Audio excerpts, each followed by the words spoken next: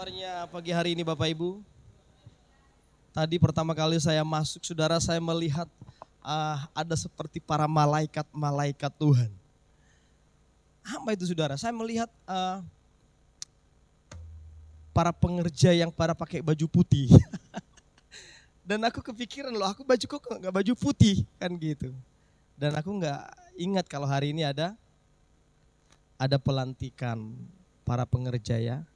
Jadi saudara yang akan dilantik hari ini, wow, ini adalah sebuah penghormatan, satu kehormatan dan keistimewaan dari Tuhan. Yang setuju katakan amin. Bagaimana tidak saudara, kita dipanggil, dipilih, diangkat, dilantik menjadi pelayan daripada Raja di atas segala raja. Saudara yang bangga melayani Tuhan Yesus, coba lambaikan tangannya dulu yuk. Saudara bangga melayani Tuhan Yesus, amin. Yang bangga melayani Tuhan Yesus, katakan lebih lagi semangat, amin. Sekali lagi amin. Tepuk tangan yang meriah bagi Tuhan Yesus, haleluya. Nah Bapak Ibu Saudaraku, di minggu kedua ya daripada bulan Juni kita akan sama-sama belajar firman Tuhan dengan tema beriman di tengah tantangan. Nah saudara, kalau udah berbicara tentang tantangan biasanya tidak banyak orang yang mau. Tapi kalau sudah berbicara tentang bless, berkat, diberkati, itu pasti biasanya lebih banyak orang yang mau. Tapi saya berdoa saudara dapat pengertian bahwa di balik daripada setiap tantangan itu ada berkat yang berlimpah-limpah. Yang percaya katakan amin. Dan saya menyelidiki firman Tuhan Bapak Ibu. Saya menyelidiki bahwa ketika Tuhan ingin memberkati kita, dia harus izinkan dulu kita namanya mengalami tantangan. Tapi kalau kita berhasil melewati tantangan itu dan percaya di balik tantangan itu biasanya ada kemurahan demi kemurahan. Dari satu kebaikan kepada kebaikan yang lain Tuhan sediakan bagi kita. Yang percaya katakan amin. Yang mau kebaikan Tuhan katakan amin. Sekali lagi kasih tepuk tangan bagi Tuhan Yesus. Nah Bapak Ibu Saudara, beriman di tengah-tengah tantangan. Saudara, tema ini kalau ayat ini kita baca memang berbeda dengan tantangan kita zaman sekarang. Di zaman dulu ya katakanlah memang tidak sebanyak sekarang ya. Kalau dulu tantangannya mungkin hanya karena manusia itu begitu menginginkan keinginan daging. Lalu mereka tidak peduli dengan Tuhan, ya kan? Tapi kalau di zaman sekarang saudara berbeda. Kecanggihan teknologi itu begitu cepat. Ya. Kebayang saudara 20 tahun yang lalu orang pakai telepon itu harus ada kabelnya. Iya kan? Dan orang yang rumahnya punya telepon itu bukan sembarangan rumah. Setuju nggak? Hanya rumah orang-orang yang berada. Tapi coba sekarang saudara. Kalau 20 tahun yang lalu telepon itu hanya ada di rumah, sekarang kebayang nggak? Bukan lagi di rumah tapi di setiap kantong daripada manusia nih hari-hari ini nih. Bawa telepon. Bahkan tidak cukup satu, bahkan ada sampai 2 telepon. Betul nggak? Saudara, kalau 20 tahun yang lalu nih yang usianya masih agak-agak apa ya. Saudara pasti setuju dengan saya bahwa ketika kita ngumpul 2 orang nih, kita biasanya cerita-cerita. Betul kan? Kita cerita-cerita, akrab. Kalau ada 3 orang lebih hangat lagi suasananya, ceritanya. Tapi coba kebayang gak sekarang saudara? Mau 1 orang, mau 2 orang, mau 5 orang ngumpul sama-sama. Saudara pernah temukan gak? Ngumpul berlima nih, tapi gak cakapan. Yang pernah ngalamin seperti itu coba angkat tangan. Iya kan? Udah ngumpul nih. Semuanya sibuk dengan apa? Sibuk dengan gadgetnya. Sibuk dengan HP-nya. Dan lebih lucu lagi saudara, udah sibuk, gak cakapan nih berlima nih. Bisa tertawa sendiri lagi. Ya kan? Suka tertawa sendiri, lihat handphone tertawa sendiri. Nah, coba saudara, begitu perubahannya itu terjadi secara luar biasa. Tantangannya itu saudara berbeda. Nah, tantangannya jauh lebih banyak nggak di zaman dulu zaman sekarang? Saya katakan lebih banyak zaman sekarang. Kalau dulu mungkin orang tidak tertarik dengan yang namanya pangkat, ya kan? Nama besar, kehormatan, pengaruh. Kalau sekarang itu yang dikejar orang. Betul kan? Bagaimana supaya dia menjadi orang berpangkat. Gak usah dulu jadi orang berpangkat, ketemu orang berpangkat aja udah bangga. Betul kan? Bagaimana supaya orang memiliki saudara, istilahnya ya, pengaruh yang banyak kepada orang lain. Itu di zaman dulu nggak ada, zaman sekarang saudara itu yang dicari orang. Betul kan? Gimana supaya bisa lagi menjadi orang yang wah dan wah dan wah, saudara. Nah, saudara, ini tantangan yang terjadi hari-hari ini. Jadi saudara, orang bisa nggak di zaman sekarang ini masih tetap setia beriman di tengah-tengah tantangan? Bapak Ibu, masih bisa nggak setia sama Tuhan di tengah-tengah banyaknya tantangan hari-hari ini? Tapi kalau saya coba mau tanya dulu, kira-kira tantangan kita apa sih yang paling besar hari-hari ini?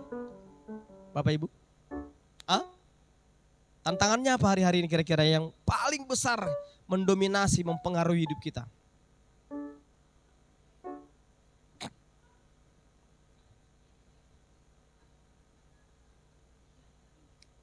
Iya. Tantangan untuk orang-orang muda mungkin adalah pengaruh teknologi. Iya kan? Untuk orang muda. Nah, pengaruh orang-orang, kalau orang-orang tua mungkin adalah yaitu dia karena kehidupan, perubahan yang sangat cepat itu rasanya tidak bisa kita imbangi hidup kita. Betul kan? Kita tidak bisa mengikuti perkembangannya, kita tidak bisa mengikuti iramanya, saudara. Sehingga kita gimana rasanya, kok hebat kali sekarang ini ya. Kok semuanya cepat kali berubah. Kok cepat kali udah begini, kayak gitu. Nah, saudara lihat, beriman di tengah-tengah tantangan ini memang tidak mudah. Tapi kalau kita sepakat, setuju, kita yang hadir pada siang hari ini, bahwa kita mencintai Tuhan di atas segalanya dalam hidup kita, kita pasti akan bisa tetap beriman di tengah-tengah tantangan. Yang mau katakan amin. Nah Bapak Ibu, coba kita baca dulu firman Tuhan ini sejenak yuk. Kita coba membawa pemikiran kita dulu, pemahaman kita kepada pengalaman daripada seorang yang bernama Nuh, saudara.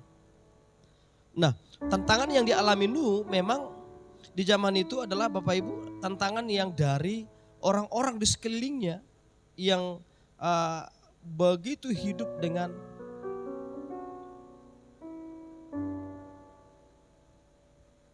hawa nafsu dan sebagainya, saudara. Nah, coba kita buka dulu yuk di dalam Kejadian pasal 6 Bapak Ibu.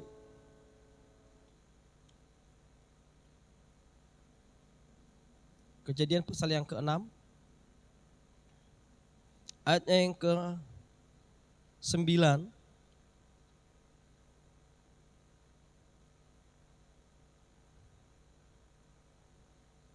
Mungkin gak usah sampai ayat 22 ya, tapi saudara nanti boleh baca itu di rumah ya. Sampai ayatnya yang ke-12 saja dulu yuk.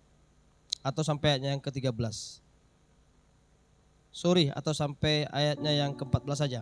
Nah, mari Bapak Ibu boleh simak saja dan saya akan bacakan buat kita firman Tuhan ini. Kejadian pasal yang ke-6 ayat 9. Inilah riwayat Nuh. Nuh adalah seorang yang benar dan tidak bercela di antara orang-orang sejamannya. Dan Nuh itu hidup bergaul dengan Allah. Nuh memperanakkan 3 orang anak laki-laki, Sem, Ham, dan Yafet. Adapun bumi itu telah rusak di hadapan Allah dan dipenuhi dengan kekerasan. Allah menilik bumi itu dan sungguhlah rusak benar. Sebab semua manusia menjalankan hidup yang rusak di bumi. Wow, jadi kita dapat dulu sebuah pemahaman ya. Di zaman Nuh, manusia dikatakan itu semua sudah rusak, saudara. Semua menjalankan hidup yang rusak di bumi. Ayat 13, berfirmanlah Allah kepada Nuh, aku telah memutuskan untuk mengakhiri hidup segala makhluk, sebab bumi telah penuh dengan kekerasan oleh mereka. Jadi aku akan memusnahkan mereka bersama-sama dengan bumi. 14, buatlah bagimu sebuah batra dari kayu gofir. Batra itu harus kau buat berpetak-petak dan harus kau tutup dengan pakal dari luar dan dari dalam. Ayat 22 saudara, saya coba lompat saja dulu. Lalu Nuh melakukan semuanya itu tepat seperti yang diperintahkan Allah kepadanya. Demikianlah dilakukannya. Nah, saudara, kita temukan bahwa Nuh dikatakan adalah seorang yang mendapat kasih karunia di hadapan Tuhan. Ini sama seperti saudara dan saya. Saudara dan saya itu kita sama-sama orang yang telah mendapat kasih karunia daripada Tuhan. Nah, yang kedua dikatakan bahwa dia adalah seorang yang bergaul dengan Tuhan. Nah, Bapak Ibu Saudara, tantangan daripada Nuh itu adalah tantangan di mana setiap hari dia akan diperhadapkan dengan orang-orang di sekelilingnya itu orang-orang yang tidak takut akan Tuhan. Hidup mereka yang hanya dikatakan tadi memuaskan keinginannya saudara. Tetapi heran dengan Nuh dan keluarganya. Menarik saudara, ini bukan hanya Nuh, tetapi dan seisi keluarganya. Ada banyak saudara keluarga yang bisa dia suaminya itu cinta Tuhan luar biasa. Istrinya cinta Tuhan luar biasa. Tapi anak-anaknya tidak cinta Tuhan. Banyak gak seperti itu? Banyak saudara. Ya. Ada juga yang suaminya yang cinta Tuhan.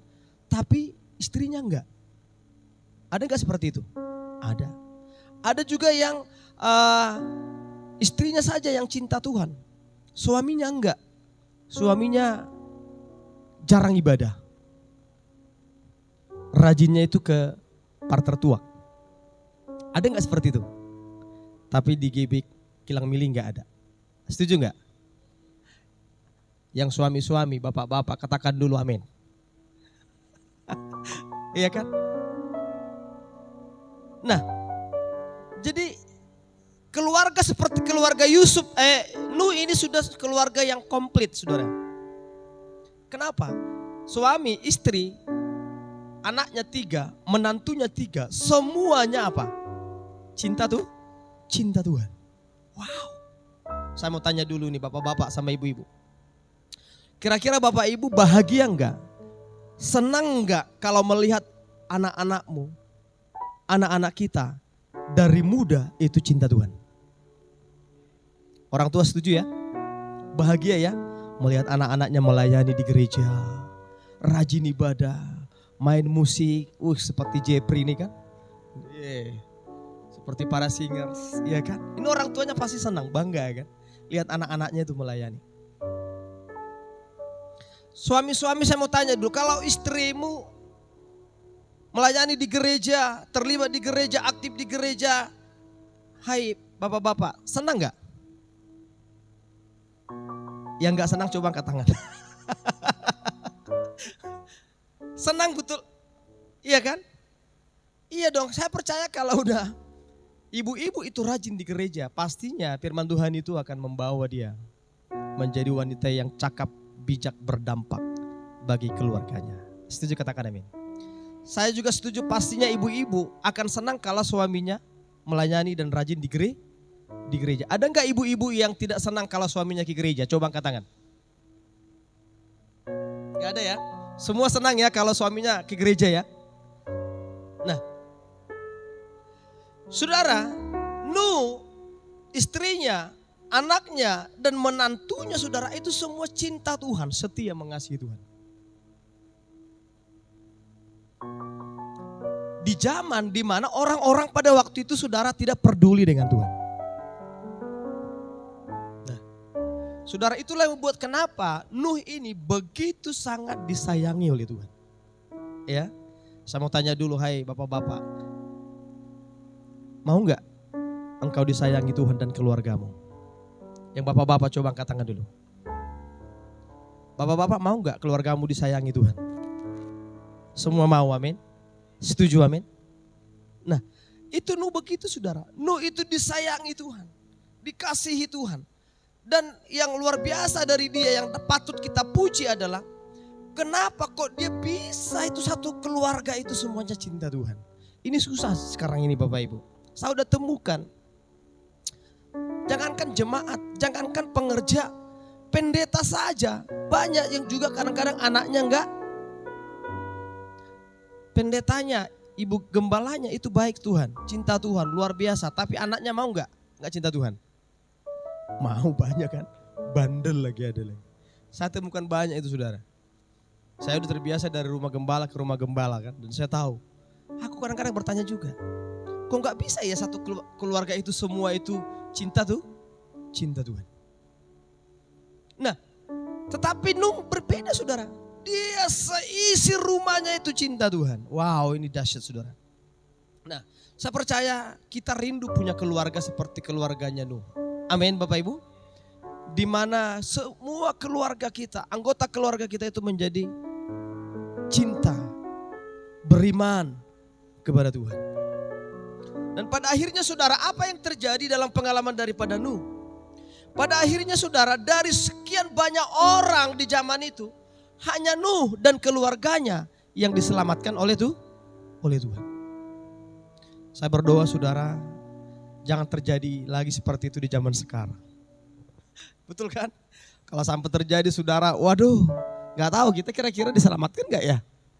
Yakin gak kira-kira saudara diselamatkan kita kalau misalkan terjadi lagi Herba? Karena di zaman Nuh saudara, hanya mereka satu keluarga saja yang diselamatkan. Jadi saudara, kalau kita nanti sama-sama belajar, ternyata dibilang susah tapi mudah. Dibilang gampang, sangat bisa dan sangat mungkin saudara kita bisa punya kehidupan, punya iman, punya kesetiaan yang sama seperti yang dialami daripada seorang yang bernama Nuh. Nah, saudara, ada 3 hal yang dialami dan dipraktekkan daripada Nuh dalam kehidupannya. Sehingga pada akhirnya saudara, hanya Nuh dan keluarganya itu yang diselamatkan Tuhan di zamannya.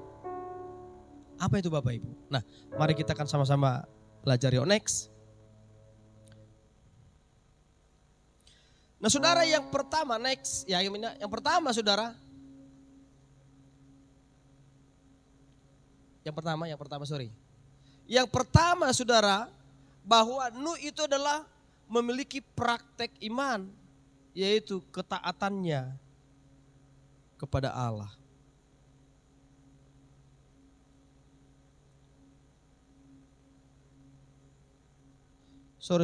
Mundur dulu. Yang pertama adalah saudara, dasar daripada imannya itu adalah bergaul dengan Allah.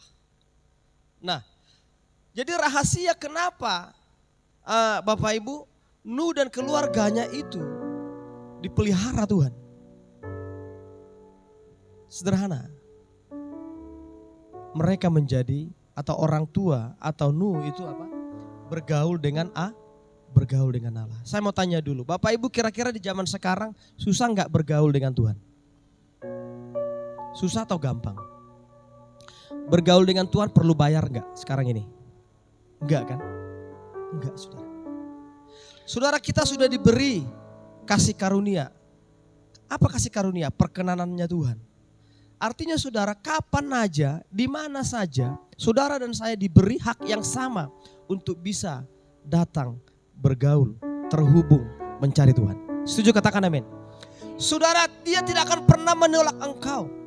Dia tidak pernah membenci kita. Walaupun saudara kita mungkin bahkan jauh dari Tuhan. Walaupun bahkan ketika kita meninggalkan Tuhan saudara, tapi Tuhan tidak pernah meninggalkan kita. Setuju, katakan amin. Saudara, kapan aja, di mana saja, setiap detik, setiap waktu, 30 hari, sebulan, 12 bulan, setahun saudara, dia selalu dengan tangan yang terbuka menerima saudara dan saya untuk datang mendekat kepadanya. Yang setuju katakan amin. Nah, jadi saudara, kita tahu kenapa Nuh itu dipelihara Tuhan. Kenapa Nuh itu diselamatkan daripada orang sejamannya. Kita mendapat kesimpulan yang pertama saudara, bahwa dia memilih untuk apa? Hidup bergaul dengan Tuhan. Nah, saudara, bergaul dengan Tuhan di situ dikatakan adalah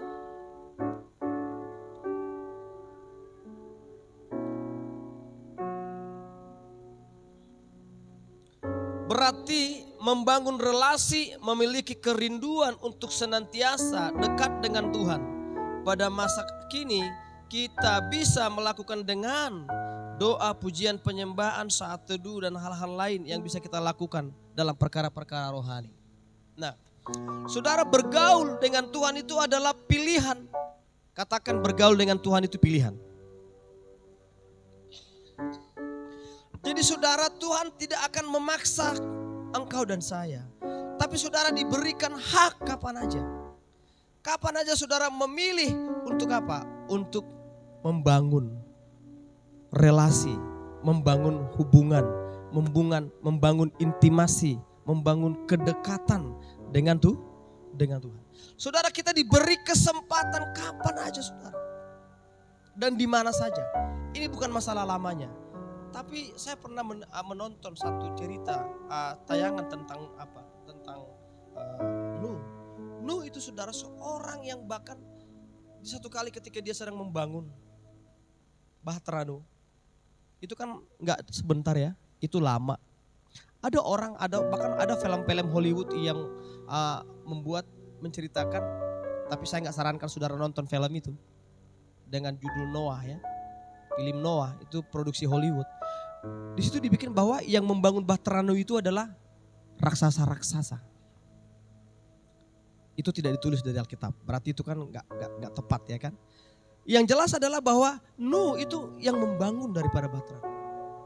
Dan lamanya itu saudara berpuluh-puluh tahun. Nah, jadi ketika berpuluh-puluh tahun dia untuk mengimani janji Tuhan ini, saudara, ini bukan waktu yang mudah. Setuju, katakan amin. Kebayang gak di awal dibilang, Nuh, pasal 6 tadi kan, aku sudah memutuskan untuk mengakhiri semua makhluk bumi. Karena apa? Mereka jahat. Tapi kau mendapat kasih karunia di mataku.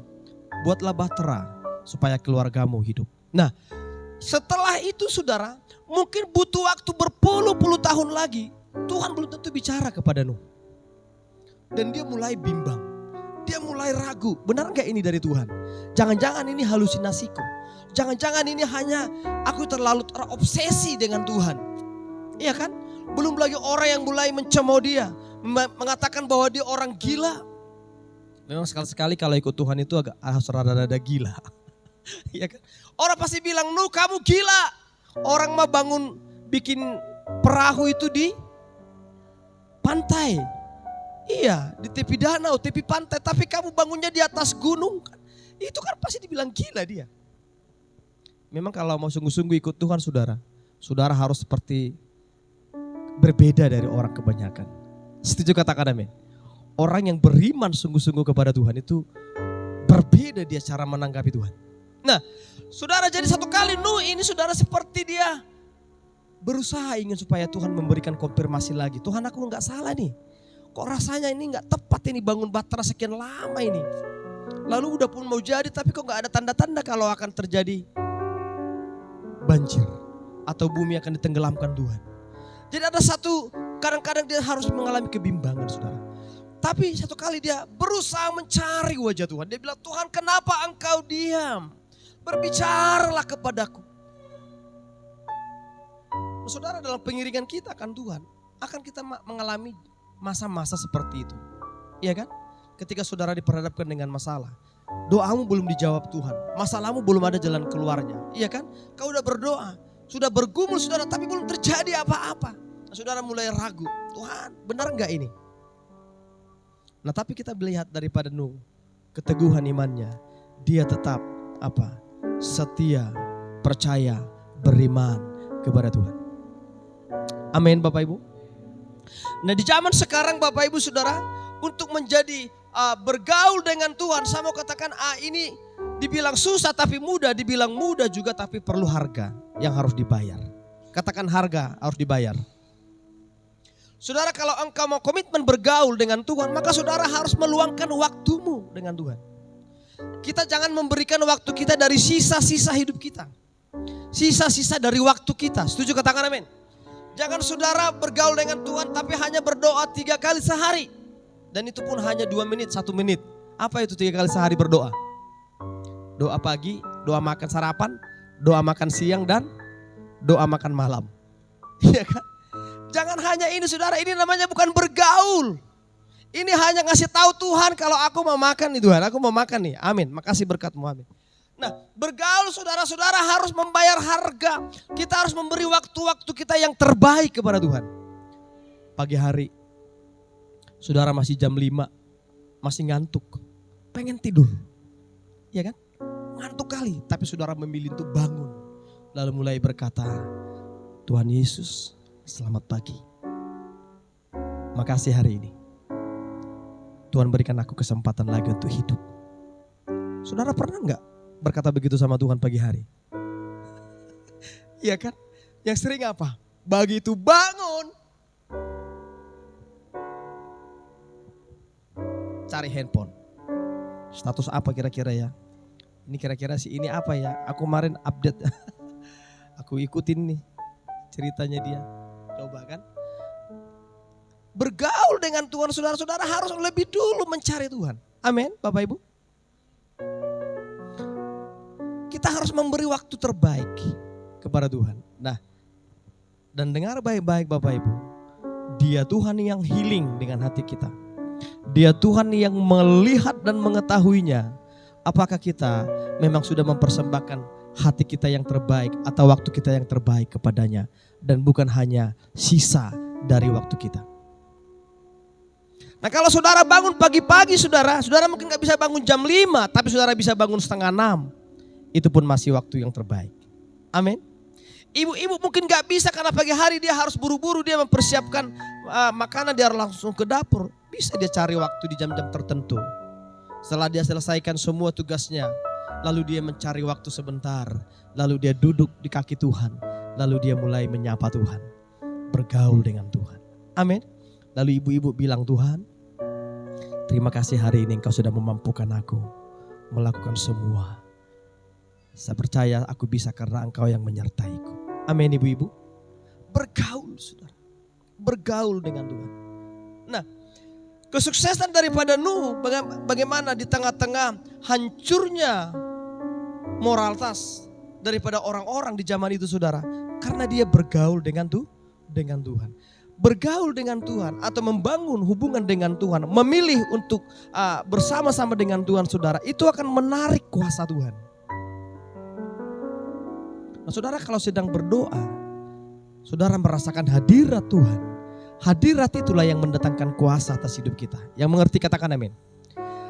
Kuasa itulah saudara yang memampukan kita menjalani sehari-hari kita itu dengan apa? Dengan mengalami kemenangan. Nah tanpa itu saudara kita akan sering apa? Sering akan jatuh. Dari mana kita jatuhnya saudara? Mudah emosi, mudah marah, mudah kecewa, mudah tersinggung. Ini saudara udah jatuh ini. Saudara ketemu dengan orang, lalu orang lain mulai ngomong sesuatu sama saudara, lalu saudara gak terima, lalu engkau tersinggung, engkau marah. Coba, kira-kira kita udah jatuh gak? Udah, kalah kita itu. Nah saya percaya saudara, hadirat Tuhan yang kita terima di pagi hari itu, hadirat itulah yang akan membuat saudara di sepanjang hari itu menang menjalani hari-hari saudara. Setuju katakan amin. Saudara digoda untuk membenci, tapi saudara tidak kalah. Saudara digoda untuk menyakiti, saudara tidak tergoda. Saudara digoda untuk membalas orang ketika orang berbuat jahat kepada kita. Kita tidak ikut berbuat jahat. Kenapa? Hadirat Tuhan itu yang memampukan kita. Setuju katakan amin. Kebayang gak saudara, kalau pagi hari saudara belum ngapa-ngapain, gak cari Tuhan, lalu saudara mulai mengalami peperangan rohani. Saya mau kasih tahu begini, sepanjang hari perjalanan hidup kita itu adalah peperangan rohani. Coba saudara ingat, di sepanjang hari itu berapa banyak saudara menang atau berapa banyak saudara kalahnya. Iya kan? Pagi hari anak-anak aja baru bangun saudara udah marah-marah duluan. Coba gimana mau menang ya kan? Pagi hari aja udah mulai dengan marah-marah. Sepanjang hari saudara gak akan sejahtera lagi. Sampai malam wajah saudara itu akan seperti pepaya Cibinong katanya. Atau pepaya Kanopan lah. Tapi kalau coba saudara, hadirat Tuhan itu sudah turun kepada saudara. Sepanjang hari saudara, apa yang terlihat di wajah saudara? Ada senyuman, ada damai sejahtera, ada sukacita, ada kemenangan. Yang bapak-bapak katakan amin. Saya percaya bapak-bapak yang suka pagi hari bergaul dengan Tuhan, dengar nih baik-baik. Dia pasti sepanjang hari akan menjadi bapak yang bijak, bapak yang hebat dan luar biasa. Bapak-bapak katakan amin. Ini coba buktikan Bapak Ibu. Bapak-bapak coba bangun pagi hari itu cari Tuhan dulu. Kalau enggak saudara-saudara sepanjang hari nanti saudara akan mulai dengan marah-marah, ngomel lah. Saudara kalau mungkin bekerja di kantor, ya kan? Enggak ada sebab, tanpa sebab saudara bisa marah-marah kepada orang. Atau saudara kerja, tiba-tiba saudara bisa curigaan tanpa alasan kepada orang.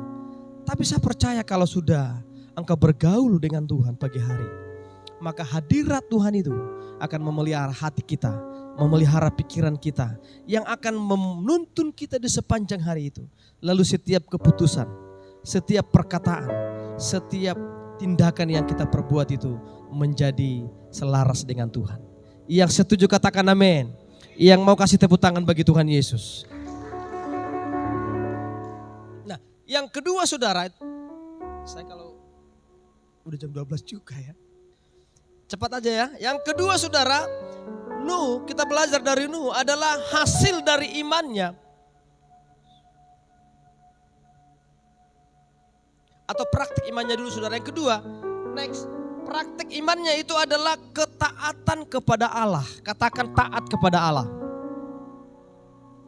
Bapak Ibu mungkin gak di zaman sekarang, zaman modern, zaman serba canggih ya.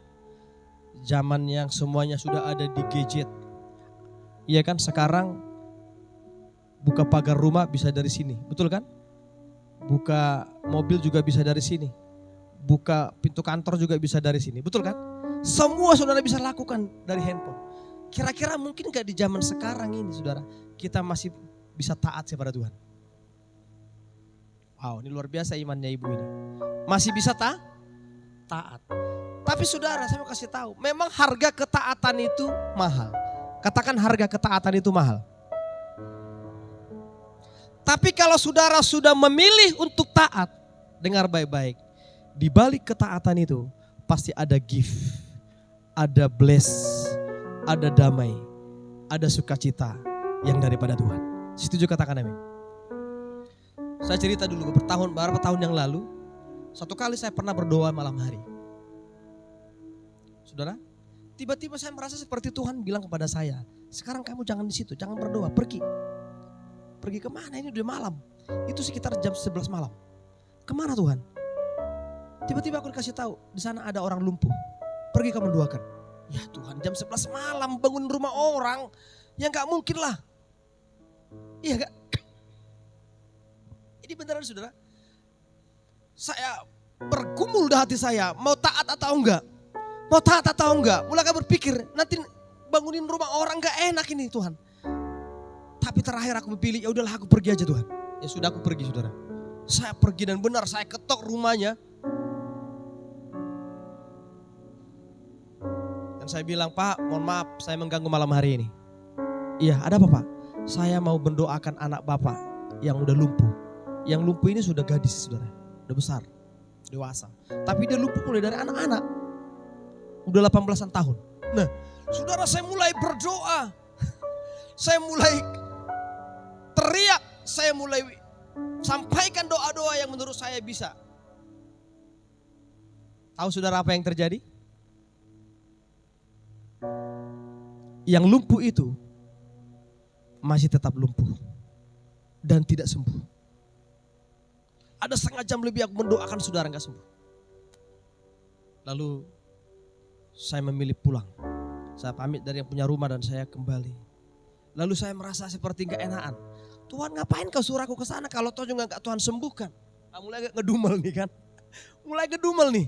Yang kupikirnya kamu sembuhkan dia malam ini, kok aku sampai malam-malam pergi mendoakan, kaknya kau sembuhkan. Besok kan bisa kalau hanya untuk mendoakan gitu aja. Kenapa harus tengah malam kau suruh aku? Lalu saya merasa sepertinya dia ngomong lagi nih. Memang saya gak bilang aku mau menyembuhkan.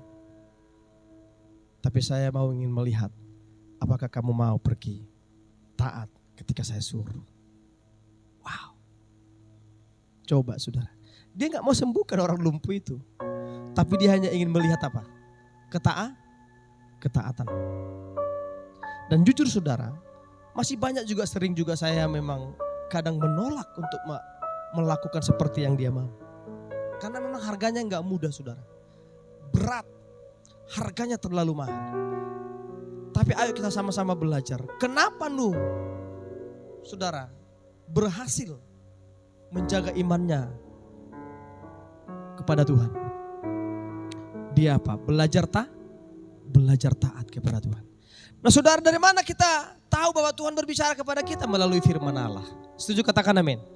Saudara punya firman Allah yang ada di gadget saudara. Saudara baca. Apa yang dikasih tahu firman Tuhan itu kepadamu, ya lakukan itu. Mulai belajar dari perkara-perkara yang kecil. Katakan setia dengan perkara kecil. Saudara, tidak ada namanya ceritanya langsung ke perkara besar tanpa perkara kecil. Ini contoh sebagai pengalaman orang anak Tuhan atau hamba Tuhan. Tidak mungkin kita mendoakan orang langsung sembuh tanpa kita belajar dulu sering mendoakan orang. Kita mungkin mendoakan 50 orang tidak terjadi apa-apa. Tapi kalau saudara setia, kita setia, satu waktu nanti pasti Tuhan buat mujizat. Kita hanya perlu taat. Satu kali saya pernah di sekolah Alkitab. Saya masih sekolah Alkitab nih saudara. Tiba-tiba ada teman siswa saya. Itu sakit sudah 3 hari. Dia hanya terbaring tempat tidur. Dibawa ke dokter. Ditandu saudara. Sore-sore menjelang malam. Saya lihat dia lewat. Ditandu sama kawan-kawan. Kenapa dia belum sembuh? Belum. Tuhan, kenapa gak bisa kau sembuhkan dia? Tiba-tiba ditaruh di atas saya bilang begini. Suruh dia baca kitab Injil 5 pasal. Gak suruh doakan saudara. Lalu aku temui dia ke kamarnya. Lalu aku bilang, Tuhan suruh saya kasih tahu kamu yuk. Baca dulu Injil 5 pasal. Dia antara ragu, antara ngapain sih kawan ini, masa hanya baca Injil.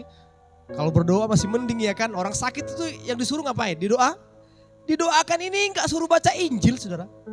Tapi benar, mungkin ketika saya pergi, dia mungkin taat. Lakukan itu.